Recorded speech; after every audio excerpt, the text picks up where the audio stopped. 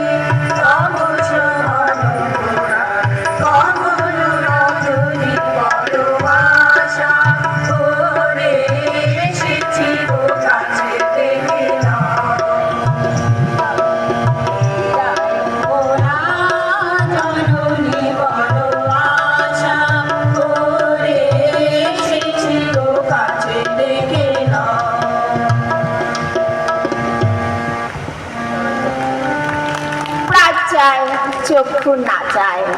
রবি ঠাকুরের গান মানে প্রেমের আলতো ছোঁয়া। প্রাণ চায় চক্ষু নাচায়। অসম্ভব জনপ্রিয় এই গানটি রবীন্দ্রনাথ ঠাকুর পাশ্চাত্য সঙ্গীতের সাথে যোগসূত্রের এক মেলবন্ধনে ৩রা জুন ১৯১২ সালে রচনা করেন। প্রাণ চায় চক্ষু নাচায়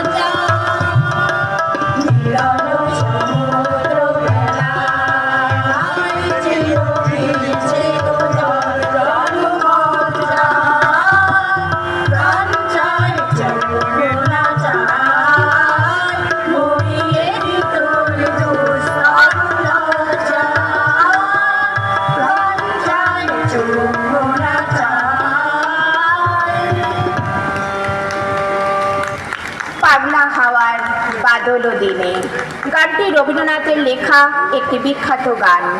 সঞ্চয়িতা কাব্যগ্রন্থের প্রকৃতি বিভাগে অন্তর্ভুক্ত।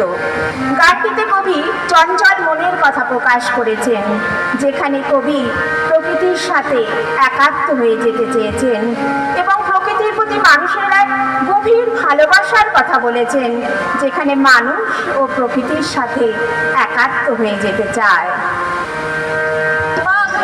হাওয়ার বাদল দিনে পাগল আমার মন জেগে ওঠে। পাগলা হাওয়ার বাদল দিনে পাগল আমার মন জেগে ওঠে। চেনা সোনার মন পাইনি রেহানে বদলাই নাই রে। চেনা সোনার মন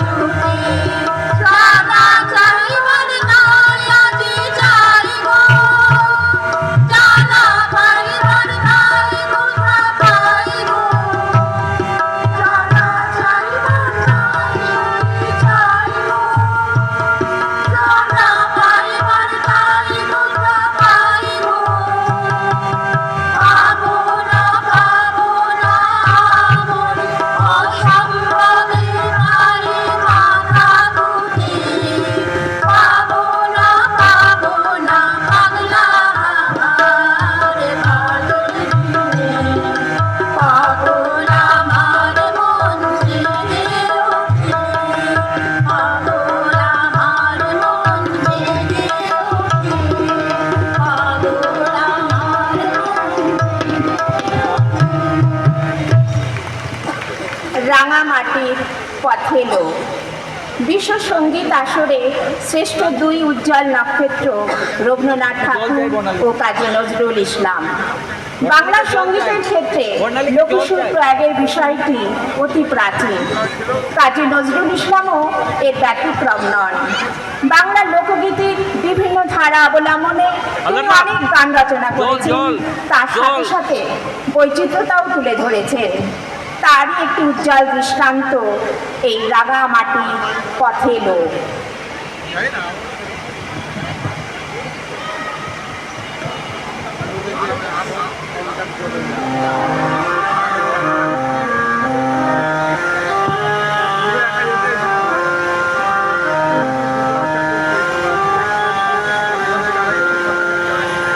রাঙামাটির পথে এলো মাদল বাজে বাজে বাঁশির বাঁশি,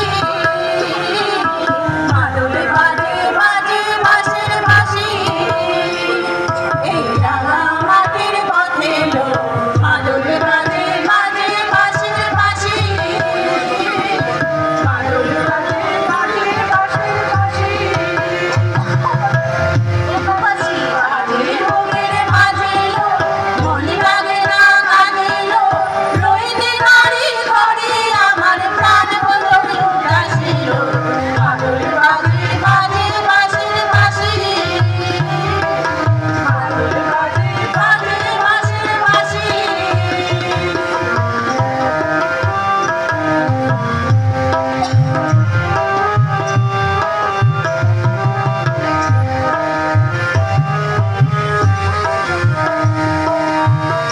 মাদুলিয়া তালে তালে অঙ্গয়তে দুলিল, অঙ্গয়তে দুলিল।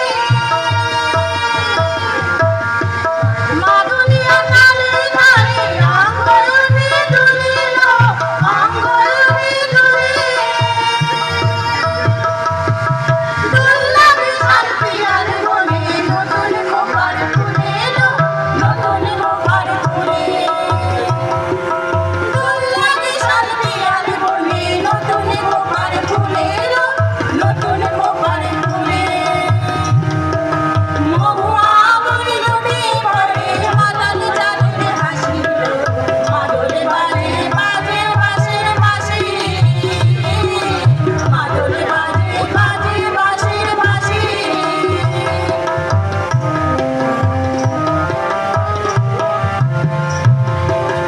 ভালো লাগে যাকে তার দেখবো পথের বাঁকে, দেখবো পথের বাঁকে।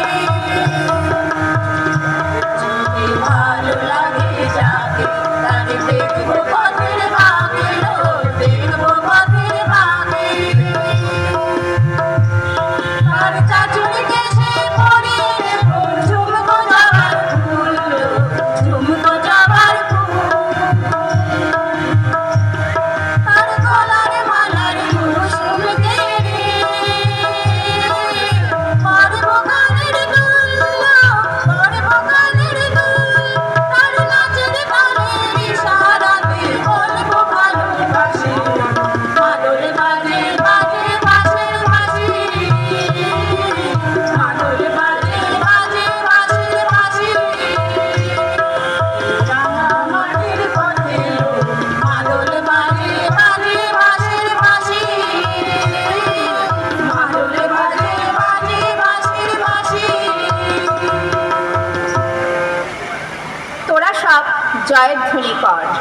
বিদ্রোহী কবি কাজী নজরুল ইসলাম এর প্রথম মুদ্রিত কাব্যগ্রন্থ হলো অগ্নিবীণা। এই অগ্নিবীণা কাব্যগ্রন্থে একটি কবিতা হলো প্রলয় উল্লাস, যদিও এটি গীতিকা হিসাবে সমাধিক প্রচলিত। বিদ্রোহী কবি কাজী নজরুল ইসলাম এই কবিতা বা গানের মাধ্যমে পরাধীন ভারতবর্ষের মুক্তি কামনায় সকল মানুষকে স্বাধীনতা ও মুক্তির জন্য এক নতুন উদ্দীপনা উৎসাহ সৃষ্টি করতে চেয়েছিলেন। কাজী নজরুল ইসলাম পরাধীন দেশের জন্য দেশবাসীকে মহাপ্রলয়ের জয়ধ্বনি করতে বলেছেন। তোরা সব জয়ধ্বনি কর। তোরা সবে জয়ধ্বনি কর, তোরা সবে জয়ধ্বনি কর। ওই নূতনের কেতন ওরে কাল বৈশাখীর ঝড়, তোরা সবে জয়ধ্বনি কর,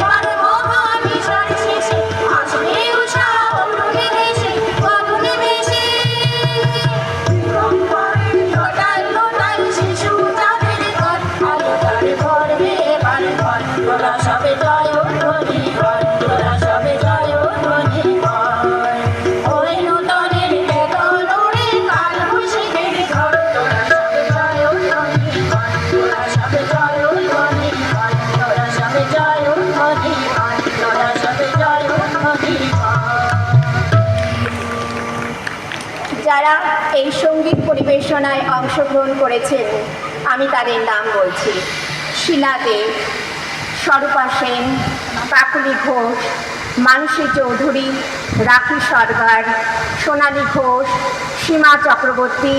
সমগ্র সঙ্গীত পরিচালনায় বর্ণালী দাস, তবলায় আরিফ, আর ভাষ্যপাঠে আমি সুস্মিতা ভট্টাচার্য।